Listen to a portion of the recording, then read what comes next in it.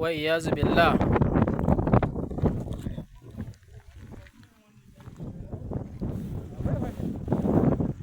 Gwamnati ta san me take yi. Bandits sun fara amfani da nakiya suna tara hanyoyi.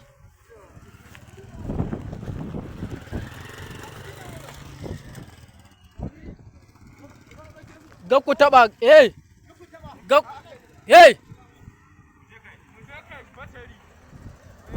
ka duba ka gani dan Allah, mota ce a hakan. Wa iyazu billah.